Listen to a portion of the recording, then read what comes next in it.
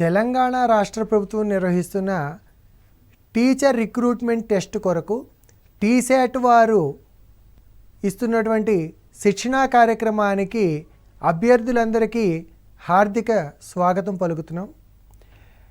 ఈ శిక్షణా కార్యక్రమంలో భాగంగా ఈరోజు మనము గణితంలో పెడగాజీ మీద చర్చించుకోబోతున్నాము.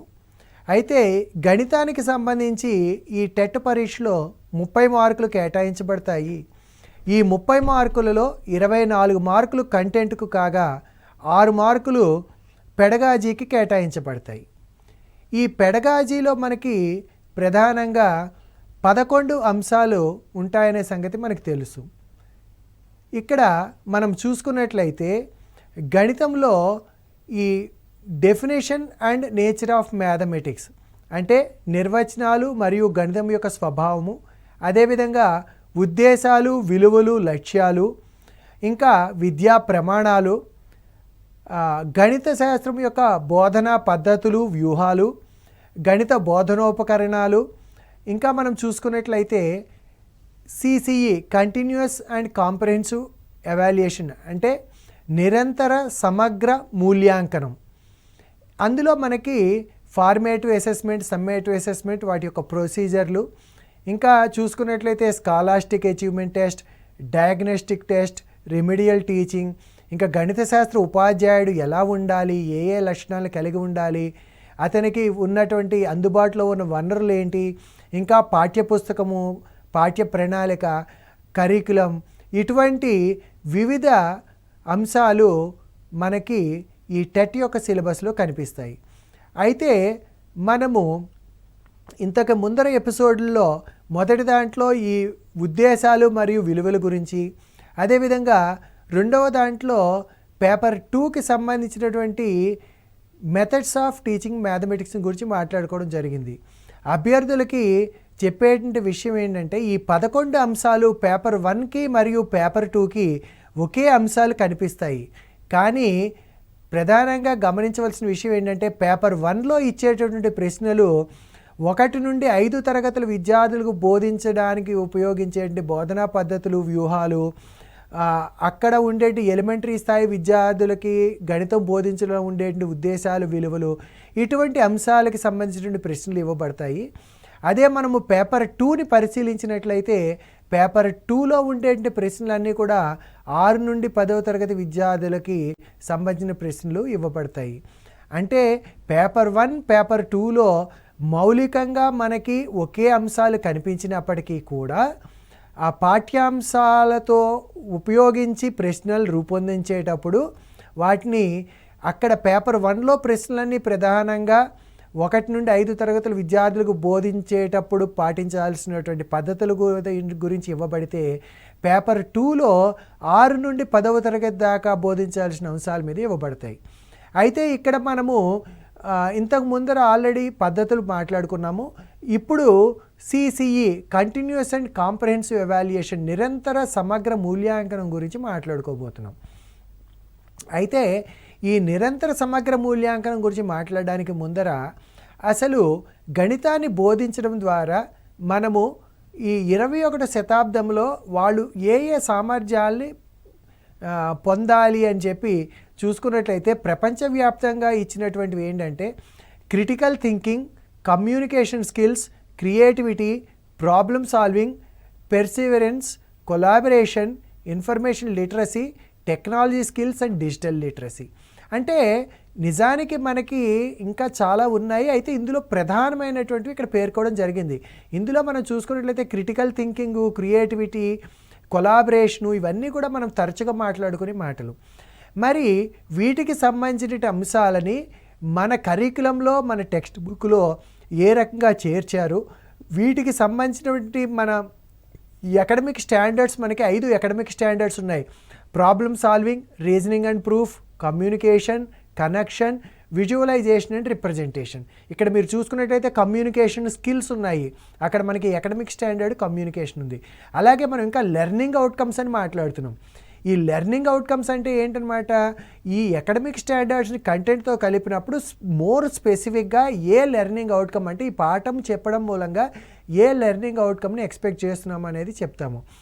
ఈ రకంగా ఇవన్నీ రావాలి అని అంటే మనము ఏం చేయాలి? ఇంకా మనం చూసుకున్నట్లయితే మన స్టేట్ కరికులం ఫ్రేమ్వర్క్ 2011లో కొన్ని మౌలిక సూత్రాలను చెప్పింది. అంటే ఇక్కడ గణితాన్ని బోధించినప్పుడు మన బోధన ఏ రకంగా ఉండాలి అంటే పిల్లలు తమకున్నటువంటి సహజ శక్తి సామర్థ్యాల ఆధారంగా నేర్చుకునేలాగా ఉండాలి. అంటే పిల్లవాడికి ఇన్నేట్ ఎబిలిటీస్ అంటాం, నేచురల్ ఇన్నేట్ ఎబిలిటీస్, వాటి ఆధారంగా వాడి యొక్క అభ్యసనం అనేది జరగాలి. అదేవిధంగా ఇంకా ఏంటంటే పిల్లల యొక్క భాష మరియు సమాజంలోని వివిధ రకాలైన జ్ఞాన వ్యవస్థల్ని గౌరవించాలి.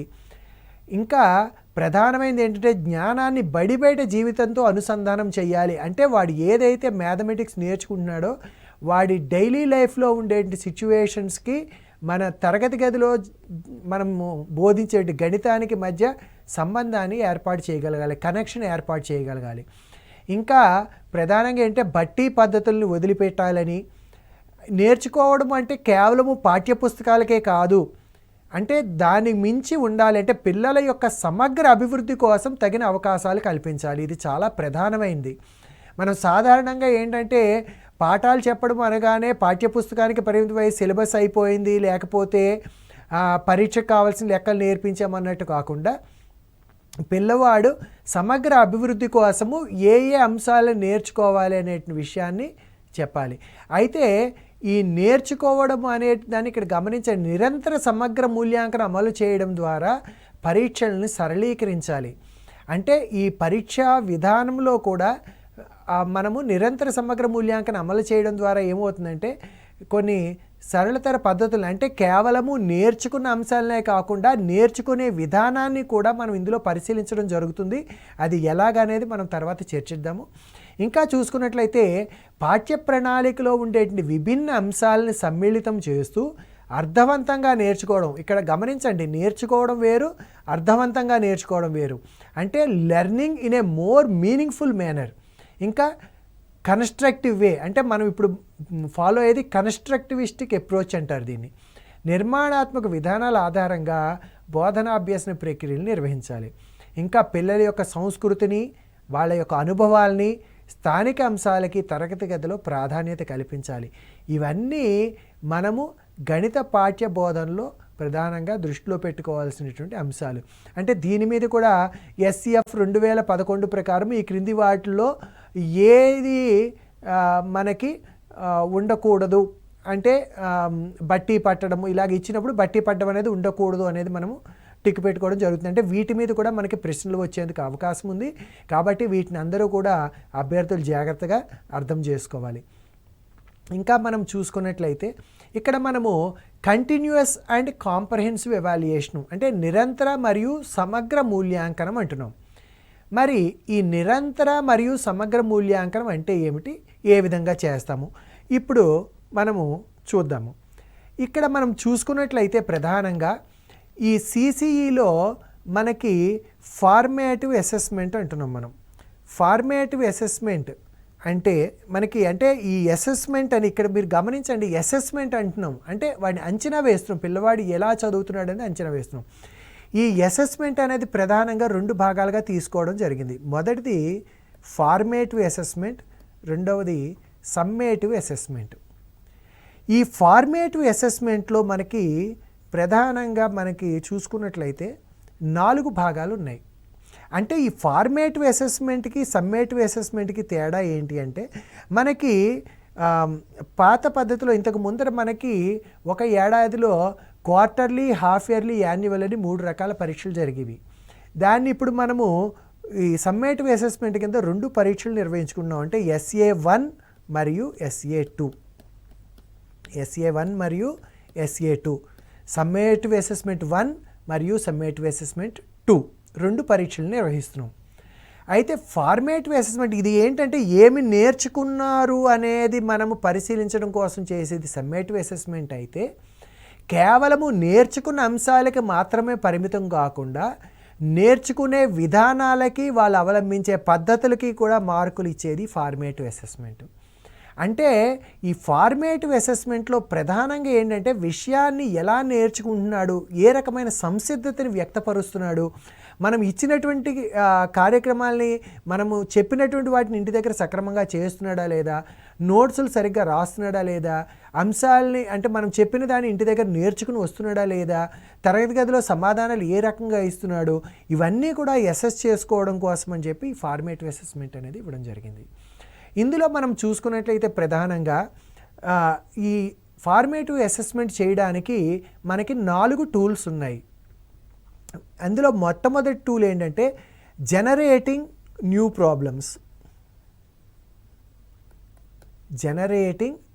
ప్రాబ్లమ్స్ అంటే నూతన ప్రశ్నల తయారీ. అంటే పిల్లవాడు నేర్చుకున్నటువంటి భావనల ఆధారంగా కొన్ని కొత్త ప్రశ్నల్ని తయారు చేయాలి. అయితే ఈ ప్రశ్న తయారు చేసే విధానాన్ని బట్టి, అంటే ఇక్కడ మార్కులు అవార్డ్ చేసినప్పుడు కూడా మనము పుస్తకంలో 10 మార్కులకి అవార్డ్ చేస్తాము, లాస్ట్కి 5 మార్కులకి తీసుకుంటాం. అంటే ఈ జనరేటింగ్ న్యూ ప్రాబ్లమ్స్ అనే దానికి 5 మార్కులు కేటాయించబడ్డాయి. అయితే మనం పుస్తకంలో వేసినప్పుడు 10 మార్కులకు వేస్తాము, రికార్డ్ చేసినప్పుడు కేవలం 5 మార్కులకు మాత్రమే దీన్ని చేయడం జరుగుతుంది. ఈ జనరేటింగ్ న్యూ ప్రాబ్లమ్స్ గురించి మనం మళ్ళీ వివరంగా చర్చిద్దాం. ఇంకా రెండవ టూల్ ఏంటంటే రిటన్ ఐటమ్స్. అయితే ఇక్కడ సాధారణంగా ఏంటంటే ఈ రిటన్ ఐటమ్స్ అనగానే వాడు రాసినటువంటి నోట్స్ అనుకుంటారు. ఇది కేవలం నోట్స్ కాదు, మనం ఇచ్చినటువంటి ప్రశ్నల్ని పిల్లవాడు స్వంతంగా ఏ రకంగా చేయడానికి ప్రయత్నం చేస్తున్నాడు, ఆ ప్రయత్నం చేసేటి దానికి మార్కులు ఇవ్వడం జరుగుతుంది. అంటే ఇచ్చిన ప్రశ్నలన్నీ సొంతంగా చేయడానికి ప్రయత్నిస్తున్నాడా లేదా, ఎన్ని ప్రశ్నలకి సమాధానాలు చేయగలుగుతున్నాడు, ఇది ప్రక్రియ కోసము మార్కులు కేటాయించబడతాయి. ఇంకా మూడవది ప్రాజెక్ట్స్. మూడవ అంశము ప్రాజెక్ట్, అంటే దీని మూడవ టూల్ అంటాము. ఇక్కడ మనం చూసుకున్నట్లయితే ఈ జనరేటింగ్ ప్రాబ్లమ్స్ 10 మార్కులకి మనం మార్కులు 10కి వేస్తాము, రికార్డ్ చేసినప్పుడు 5 మార్కులకు వేస్తాము. అలాగే రిటన్ ఐటమ్స్ కూడా 10 మార్కులకి మనం మార్కులు అవార్డ్ చేసి రికార్డ్ చేసుకున్నప్పుడు 5 మార్కులకు రికార్డ్ చేసుకుంటాము. ఇంకా ప్రాజెక్ట్ కూడా అదేవిధంగా 10 మార్కులకి కేటాయించబడుతుంది, కానీ మనము 5 మార్కులు మాత్రమే రికార్డ్ చేస్తాం, అంటే దాంట్లో హాఫ్ మార్క్స్ తీసుకుంటాం. ఇంకా 4వ టూల్ ఏంటంటే పేపర్ పెన్సిల్ టెస్ట్. ఈ పేపర్ పెన్సిల్ టెస్ట్ అనేది కూడా జనరల్గా ఎలా జరగాలి అంటే, మనము బోధించినటువంటి అంశాన్ని తరగతి గదిలో సాధారణంగా ఒక చిన్న, అంటే నిన్న మనం నేర్చుకున్న లెక్కని ఎలా చేస్తాడని అదే పద్ధతిలో ఒక లెక్కని ఇచ్చినప్పుడు పిల్లవాడు దాన్ని చేయగలుగుతున్నాడా లేదా అనే దాన్ని మనం గమనించాలి. ఇది పేపర్ పెన్సిల్ టెస్ట్ కిందకు వస్తుంది. అయితే మనము జనరల్గా పేపర్ పెన్సిల్ టెస్ట్ అనేది ఒకేసారి 20 మార్కులకి కండక్ట్ చేయాల్సిన అవసరం లేదు. మొత్తం మీద మనము దీనికి 20 మార్కులకి ఈ పరీక్షను పెట్టుకుంటాము. అంటే మనము 2-3 సార్లు కూడా దీన్ని నిర్వహించుకోవచ్చు. ఈ 20 మార్కులకి నిర్వహించుకున్న దాంట్లో 5 మార్కులు రికార్డ్ చేసుకుంటాము. అంటే మనకి ఒక్కొక్క టూల్కి చూసుకున్నట్లయితే జనరేటింగ్ న్యూ ప్రాబ్లమ్స్కి 5 మార్కులు, రిటర్న్ ఐటమ్స్కి 5, ప్రాజెక్ట్స్కి 5, పేపర్ పెన్సిల్ టెస్ట్కి 5, మొత్తము 20 మార్కులు ఎఫ్ఏలకు కేటాయించబడ్డాయి. 80 మార్కులు SA1కి ఉంటాయి. సో ఈ 80 మార్కులు ప్లస్ 20 మార్కులు 100 మార్కులు అన్నమాట. ఈ రకంగా మనకి ఎవాల్యుయేషన్ సిస్టమ్ అనేది ఉంటుంది. ఇప్పుడు ఒకసారి గమనించండి, ఇందులో మనం చూసుకున్నట్లయితే ఈ జనరేటింగ్ న్యూ ప్రాబ్లమ్స్ ఏ రకంగా చెయ్యాలి అనే దానికి ఒక ఉదాహరణ ఇవ్వడం జరిగింది. అంటే మన తరగతి గదిలో పిల్లల చేత మనము నూతన ప్రశ్నలు తయారు చేయించాలి అంటే పిల్లవాడిని నూతన ప్రశ్న తయారు చెయ్యి అనగానే వాడు చేయలేకపోవచ్చు. మరి ఏం చేస్తే నూతన ప్రశ్నలు తయారు చేయగలుగుతాడు? ఇక్కడ మీరు గమనించండి, ఒక దీర్ఘగణం యొక్క కర్ణం పొడవుకి సూత్రం ఇచ్చాం, D = √L² + B² + H². దీని మీద మనము కొన్ని ప్రశ్నలు అడగాలి. ప్రశ్నలు అడిగినప్పుడు చూడండి, ఒక దీర్ఘగణంలో ఎన్ని కర్ణాలు ఉంటాయి, ఇంకా ఒక దీర్ఘగణంలో మనం చూసుకున్నట్లయితే L విలువ క్రమంగా తగ్గుతూ పోయింది అనుకోండి, అంటే L విలువ క్రమంగా లేదా H విలువ క్రమంగా తగ్గుతూ పోతుంది. ఇక్కడ మీరు గమనించండి, ఒక దీర్ఘగణంలో H విలువ క్రమంగా తగ్గుతూ పోతూ చివరికి 0 అయింది. అప్పుడు ఏమవుతుంది అంటే దాని యొక్క కర్ణం ఏమవుతుంది? H ఎప్పుడైతే తగ్గిపోయిందో, ఒక దీర్ఘగణాన్ని ఊహించుకోండి మీరు, దాని ఎత్తు ఎప్పుడైతే తగ్గిపోయిందో క్రమంగా తగ్గిపోయి చివరికి అది ఒక దీర్ఘచతురస్రం అవుతుంది. అప్పుడు దీర్ఘ ఘనము యొక్క కర్ణము దీర్ఘ చతురస్రము యొక్క కర్ణము అవుతుంది. అదేవిధంగా ఒక తలంలో దీర్ఘ చతురస్రం యొక్క కర్ణమును కనుగొనే విధానాన్ని పోలి ఉందా అంటే ఇందాక మనం చెప్పిన దానికి దీనికి ఇక్కడ లింక్ ఉంది చూడండి. అంటే దీర్ఘ చతురస్రం యొక్క కర్ణాన్ని ఎలా కనుక్కుంటాము, దీర్ఘఘనము యొక్క కర్ణాన్ని ఎలా కనుక్కున్నాము అనేది. ఇంకా దీర్ఘఘనము యొక్క ఎత్తు పెరిగితే కర్ణం పొడవు ఏమవుతుంది, లేదా పొడవు వెడల్పుల్ని ఒక అనుపాతంలో పెంచితే కర్ణం పొడవు కూడా అదే అనుపాతంలో పెరుగుతుందా, ఇటువంటి సమస్యలు తెలుసా, దీనికి సారూప్యం ఉన్నటువంటి సమస్యను రాయగలరా. ఈ రకంగా పిల్లలతో చర్చించడం ద్వారా మనము పిల్లల్ని ఈ ఎఫ్ఏలో నూతన ప్రశ్నల తయారీకి మనము ప్రోత్సహించవచ్చు. అంటే ఏదైనా ఒక భావనను చెప్తున్నప్పుడే, అంటే ఈ నూతన ప్రశ్నల తయారీ ఎందుకు అని అంటే ఒక భావన మీద సరి అయిన అవగాహన ఏర్పడినప్పుడు ఆ భావనకి సంబంధించినటువంటి ప్రశ్నను రూపొందించగలిగాడు అంటే ఆ భావన మీద పిల్లవాడికి పట్టు వచ్చింది అని అర్థం. అయితే మనం మార్కులు ఇచ్చినప్పుడు ఎలా ఇవ్వాలి అంటే ఒక భావనకి సంబంధించిన ప్రశ్న రాస్తున్నాడా, లేదా రెండు భావనలకి సంబంధించి అంటే ఒకదానికొకటి ఇంటర్లింక్ అయ్యేటట్టు క్వశ్చన్ని ఫ్రేమ్ చేస్తున్నాడా, ఏ రకంగా చేస్తున్నాడు అనే దాన్ని బట్టి మనము ఈ మార్కులు అనేది కేటాయించడం జరుగుతుంది. ఇది కేవలం ఒక ఉదాహరణ మాత్రమే, ఇటువంటి వాటిని మనము ఇవ్వవచ్చు. ఇంకా రెండవది రిటన్ ఐటమ్స్. మనం ఇందాక చెప్పుకున్నట్టుగా రిటన్ ఐటమ్స్ అన్నప్పుడు సాధారణంగా మనం చెప్పుకున్నాం వాడు ఏంటంటే ఏమి ప్రాక్టీస్ చేశాడు అనే దానికి ప్రాధాన్యత ఉంటుంది, దాన్ని బట్టి మార్కులు కేటాయించడం జరుగుతుంది. మూడవది ప్రాజెక్ట్ అంటున్నాము. ఈ ప్రాజెక్ట్ పద్ధతిలో ఏమేమి సోపానాలు ఉన్నాయని చూసుకున్నట్లయితే ఫస్ట్ దానికి అనుగుణమైనటువంటి పరిస్థితిని కల్పించాలి మనం. We have to provide a situation. తర్వాత చూజింగ్ అండ్ పర్పసింగ్, అంటే ఒక సమస్యను ఎంపిక చేసుకుని దాని యొక్క లక్ష్యాన్ని వివరించాలి, దానికి ఒక ప్రణాళికని సిద్ధం చేసుకోవాలి, దాన్ని అమలుపరచాలి, ఎగ్జిక్యూట్ చేయాలి. అప్పుడు మనం చేసిన దాన్ని మూల్యాంకనం చేసుకోవాలి. అంటే సాధారణంగా మనం ఒక ప్రాజెక్ట్ ఇచ్చినప్పుడు ఏంటంటే ఒక ప్రాజెక్ట్ ఇచ్చిన తర్వాత ఆ ప్రాజెక్టుని ఏ రకంగా చేస్తున్నాడు, ఆ చేసిన తర్వాత మనము అంటే ఒక సమస్యకి సాధన కనుక్కున్నప్పుడు అంటే మనకి రకరకాల ఆలోచనలు వస్తాయి. ఈ రకరకాల ఆలోచనలు ఏది సరి అయిన ఆలోచన అనుకుంటున్నామో అంటే మనం వీ స్ట్రాంగ్లీ బిలీవ్ ఆ ఒక ఆలోచనతో ముందరకు వెళ్తాము. వెళ్ళినప్పుడు మళ్ళీ we have to look back, అంటే ఇది సరి అయింది అవునా కాదా మూల్యాంకనం చేసుకోవడం. అంటే మనకి మనం ఆలోచించుకోవాలి ఇది సరి అయింది అవునా కాదా. సరి అయింది కాకపోతే దీన్ని వదిలిపెట్టి దీనికి మళ్ళీ ఇంకా వేరే ఏ పద్ధతి ద్వారా చేస్తే కనుక మనం దీన్ని సాధించవచ్చు అని ఆలోచించాలి. ఈ రకంగా మనము ప్రాజెక్ట్ పద్ధతి. ఇంకా పేపర్ పెన్సిల్ టెస్ట్ కూడా మీకు ఇందాక చెప్పడం జరిగింది. పేపర్ పెన్సిల్ టెస్ట్లో కూడా 20 మార్కులకి ఒకేసారి నిర్వహించాల్సిన అవసరం లేదు. ఇవి మనకి ఎఫ్ఏ టూల్స్. మరి ఎస్ఏ అనేది సాధారణంగా మనకి 2 ఎస్ఏలు ఉంటాయి. SA1 అనేది మధ్యలో ఉంటుంది. అప్పటికి FA1 FA2 2 పరీక్షలు జరుగుతాయి కాబట్టి ఆ FA1 FA2ల ఆధారంగా మనకి దాని యొక్క యావరేజ్ని తీసుకుని, అంటే ఇక్కడ మనకి SA1 ఎప్పుడైతే వచ్చిందో ఆ SA1 జరిగేటువంటి టైంకి 2 FAలు జరుగుతాయి మనకి, FA1 అండ్ FA2. వీటి యొక్క యావరేజ్ అంటే సరాసరి అంటే FA1 + FA2/2. అంటే మనము FA1కి 20 మార్కులు ఉంటాయి, FA2కి 20 మార్కులు, ఒక్కొక్క టూల్కి 5 మార్కులు అని చెప్పుకున్నాం కాబట్టి మొత్తము 20 + 20 40 మార్కులకు ఉంటాయి. దాంట్లో నుండి ఒక 20 మార్కులకి తీసుకుంటాం మనం. ఆ 20 మార్కులకి ఎన్ని మార్కులు వచ్చాయి అనేటువంటి అంటే 2 FAలకి, అంటే ఇప్పుడు ఉదాహరణకి FA1లో ఒక విద్యార్థికి 16 మార్కులు, FA2లో 18 వచ్చాయనుకోండి, అప్పుడు రెండిట్లో కలిపి 17 మార్కులు అని చెప్పి FA మార్కుల కింద యావరేజ్ తీసుకుంటాము. FA యావరేజ్ 17 మార్కులు. అదేవిధంగా SA1 పరీక్షలో వచ్చినటువంటి మార్కుల్ని ఇక్కడ తీసుకోవడం జరుగుతుంది. ఈ రెండింటిని కలిపి 100కి మార్కులు కేటాయించడం జరుగుతుంది. ఈ విధంగా మనము వీటిని మార్కుల్ని కేటాయిస్తాము. అయితే ఈ FAలో మనం ప్రధానంగా గుర్తుపెట్టుకోవాల్సిన అంశం ఏంటంటే ఇది only assessment. It is not an examination, it is only assessment. పిల్లవాడు ఏ రకంగా తన యొక్క అభ్యాసాన్ని కొనసాగిస్తున్నాడు అనేది అర్థం చేసుకోవడానికి ఇది ఉపయోగపడుతుంది.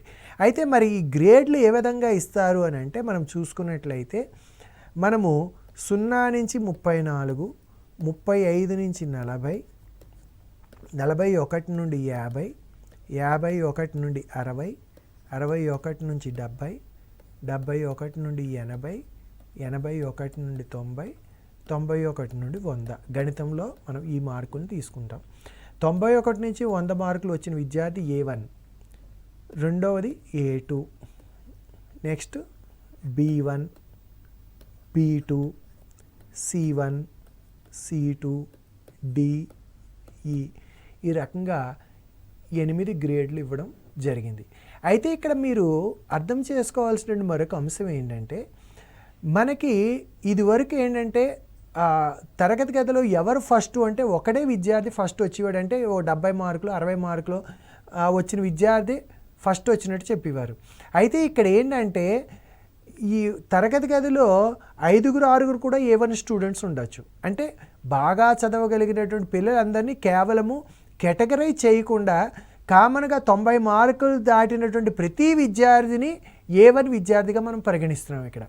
అంటే మీరు ఈ గ్రేడింగ్ సిస్టమ్ A1, A2లు ఇవ్వడం యొక్క అంతరార్థం ఏంటంటే, మనకి ఇదివరకు ఏంటంటే 98 మార్కులు వస్తే ఫస్ట్ ర్యాంకు, 92 వస్తే సెకండ్ ర్యాంకు, 90 ఇలాగా మార్కులను బట్టి ప్రాతిపదిక ఉండేది. అక్కడ ఒకళ్ళే ఫస్ట్ ఉండేవారు.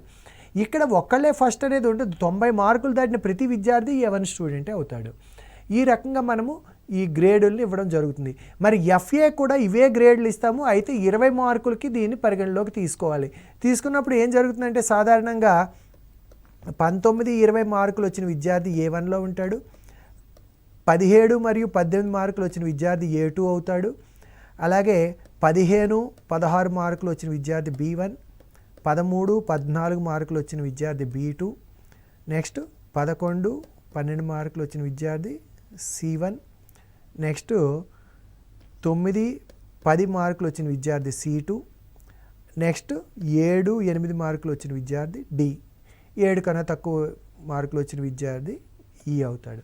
అయితే సాధారణంగా E అనేది మాట్లాడవలసిన అవసరం లేదు. ఎందుకంటే ప్రతి విద్యార్థికి ప్రతి టూల్లో కనీసం మనం 2 మార్కులను కేటాయిస్తాము. ఓకే, ఇది గమనించుకోవాలి. నెక్స్ట్ మనం చూసుకున్నట్లయితే ఇక్కడ ఇప్పటిదాకా మనం FA అండ్ SA గురించి మాట్లాడాం. అయితే మనకి ప్రధానంగా తరగతి గదిలో చూసుకున్నప్పుడు కొన్నిసార్లు ఏం జరుగుతుందంటే, డయాగ్నోస్టిక్ టెస్ట్ నిర్వహించాల్సిన అవసరం వస్తుంది. అసలు ఈ డయాగ్నోస్టిక్ టెస్ట్ ఎందుకు పెట్టుకోవాలి, అవసరం ఏంటి అంటే, ఫర్ రెమెడియల్ టీచింగ్. అంటే తరగతి గదిలో ఉన్నప్పుడు అందరు విద్యార్థులకు నేర్చుకునేందుకు సమాన అవకాశాలు కల్పించాలి అని చెప్పి పొద్దున మనం NCF దాంట్లో చూసాము.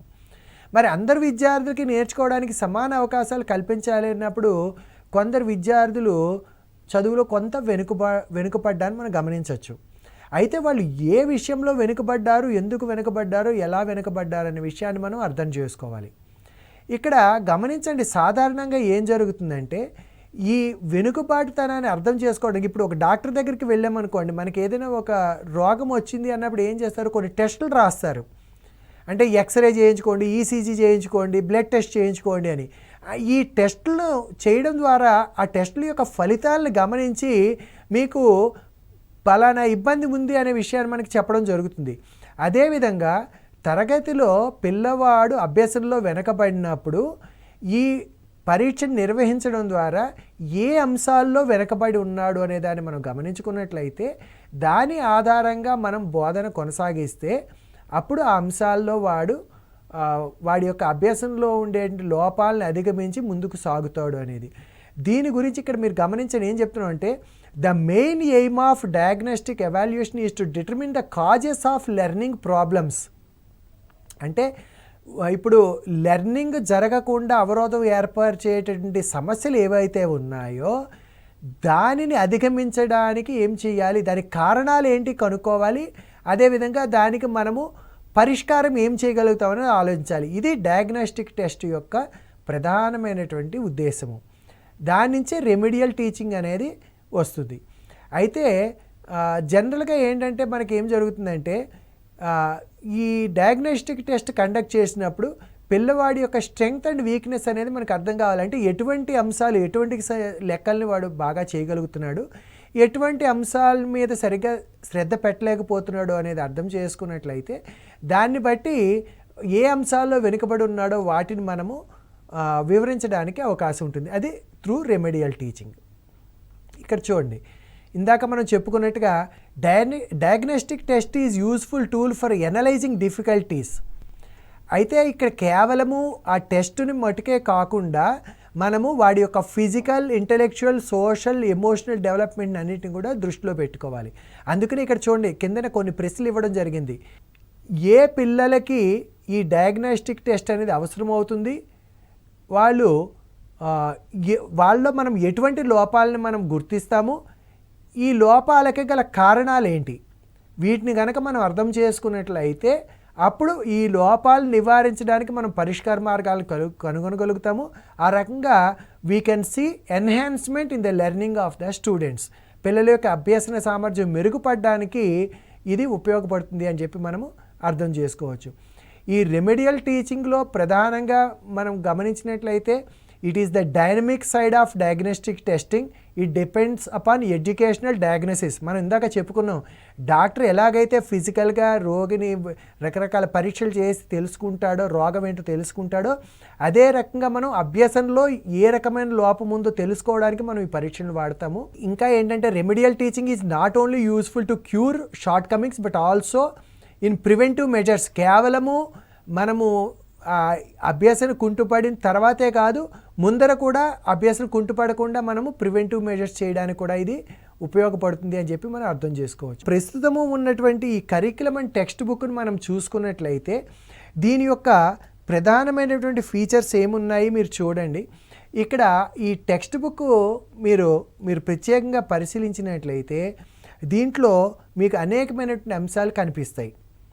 మొదటిది, టెక్స్ట్ బుక్లో do this, try this, think, discuss. ఇందాక మనం చెప్పుకున్నాము. ఈ డూ దిస్ అనేటువంటిది ఏంటంటే పిల్లవాడు ఈ డూ దిస్కి, ట్రై దిస్కి, థింక్, డిస్కస్కి ఈ మూడింటికి తేడా ఏంటంటే ఒక భావనని నేర్చుకున్నప్పుడు ఆ ఒక భావన మీద సులభంగా భావనను ఉపయోగించి చేసుకునేవి ట్రై దిస్. అంటే వాడు సులభంగా వెంటనే ఆ సమస్యల్ని సాధించగలుగుతాడు. ఇంకా డూ దిస్ అంటే 2-3 భావనలు చెప్పిన తర్వాత ఈ 2-3 భావనలకు సంబంధించినటువంటి చిన్న చిన్న ప్రశ్నలు ఇచ్చేవి డూ దిస్. అంటే దీని యొక్క కాంప్లెక్సిటీ కొంచెం పెరుగుతుంది. ఇంకా థింక్, డిస్కస్, రైట్ అంటే దాంట్లో ఉండేంటి ఆ సూత్రంలో కానీ లేదా ఈ ప్రొసీజర్లో ఉండేంటి ఆ లాజిక్ని అవగాహన చేయించడానికి ఉపయోగపడేవి థింక్, డిస్కస్ అండ్ రైట్. ఇందాక మనం చెప్పుకున్నట్టుగా ఈ డిస్కషన్ అనేది it can be in between peer to peers, లేదా పీర్ గ్రూప్ డిస్కషన్ అవ్వచ్చు, లేదా టీచర్ అండ్ స్టూడెంట్ డిస్కషన్ కూడా కావచ్చు.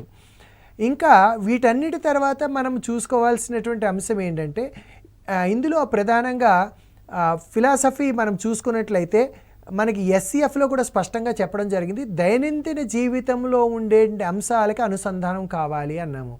కాబట్టి ఇందులో మనం చూసుకున్నట్లయితే పాఠ్యపుస్తకంలో ప్రతి చాప్టర్కి కూడా ప్రారంభంలో దైనందిన జీవితంలోని ఒక సమస్యను తీసుకుని ఆ సమస్య సాధనకి ఆ పాఠ్య భాగము ఏ రకంగా దోహదపడుతుంది అనే విషయాన్ని దానికి కనెక్ట్ చేయడం జరిగింది.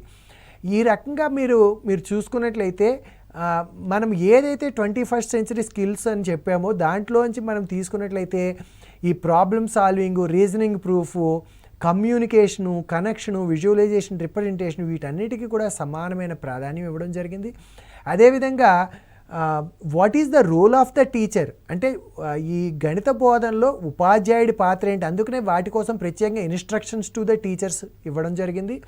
What is the role of the student, విద్యార్థిగా ఈ అభ్యాసంలో పాలు పంచుకునేటప్పుడు విద్యార్థి కూడా కొన్ని అంశాల మీద దృష్టి పెట్టాలి, ఎటువంటి అంశాలను నేర్చుకోవాలి అనే దానికోసమని పిల్లలకు కూడా కొన్ని ఇన్స్ట్రక్షన్స్ ఇవ్వడం జరిగింది. అయితే ఇందాక మనము ఫ్లిప్డ్ క్లాస్ రూమ్ అని చెప్పుకున్నాం. ఒకటి ఫ్లిప్డ్ క్లాస్ రూమ్ అంటే ఏంటంటే అక్కడ వాడు నేర్చుకోవాల్సిన అంశాలని అంటే ఏవైతే చదువుకుని రావాలో వాటిని ఇంటి దగ్గర చదువుకుని వస్తాడు. చదువుకుని వచ్చిన తర్వాత దానికి సంబంధించినటువంటి ఎక్సర్సైజ్ని తరగతి గదిలో నిర్వహిస్తారు. అయితే ఈ ఫ్లిప్డ్ క్లాస్ రూమ్ కూడా 6 types of flipped class room can be conducted. Okay, ఈ రకంగా మనము ఈ కరికులం అండ్ టెక్స్ట్ బుక్ని మనం చూడొచ్చు. ఇంకా దీని మీద ఒక ప్రశ్న చూడండి, సిసిఈ మీద గత ప్రశ్న పత్రంలో వచ్చిన ప్రశ్న ఏంటంటే in addition to the scholastic achievement test, if the behaviors, interests in games, sports, literacy activities, attitudes are all assessed continuously, then the process is called, దాన్ని ఏమంటారంటే it is called continuous and comprehensive evaluation. అంటే పిల్లవాడి యొక్క సమగ్ర మూర్తిమత్వానికి ఏమేం కావాలో వాటన్నింటినీ కూడా మనము పరిగణలోకి తీసుకుంటాం అనే విషయాన్ని మీరందరూ కూడా దృష్టిలో పెట్టుకోవాలి. ఇప్పటిదాకా మీరు ఈ పెడగాజీకి సంబంధించి ప్రధానమైన అంశాలను మనం చర్చించుకున్నాము. గణితంలో ఎయిమ్స్ అండ్ వాల్యూస్ మీరు అందరూ కూడా బాగా గుర్తుపెట్టుకోండి. Methods of teaching mathematics, strategies of teaching mathematics అనేవి చాలా చాలా చాలా ఇంపార్టెంట్. మీకు కేవలము ఈ టెట్కి మాత్రమే కాదు, టీఆర్టీ కూడా ఇవి చాలా ఉపయోగపడతాయి. కాబట్టి ఇటువంటి ప్రశ్నల్ని మీరు జాగ్రత్తగా ప్రిపేర్ అవ్వండి. అదేవిధంగా మీరు చూసుకున్నట్లయితే వీటితో పాటుగా మీరు ఈ రెండవది సిసిఈ మీద కూడా మీరు ఎఫ్ఏలు, ఎస్ఏలు ఏ రకంగా కండక్ట్ చేయాలి, diagnostic test, scholastic achievement test ఎలా కండక్ట్ చేయాలి, వీటన్నిటి మీద మీరు పట్టు సాధించినట్లయితే కనుక చాలా సులభంగా మంచి మార్కులు తెచ్చుకోగలుగుతారు, గణితాన్ని ఆస్వాదించగలుగుతారు. ఓకే, మీరు ఈ పెడగాజీ మీద మంచి పట్టు సాధించి టెట్లో మంచి మార్కులు సాధించాలని ఆశిస్తూ ఇంతటితో ముగిస్తున్నాను. సెలవు, నమస్కారం.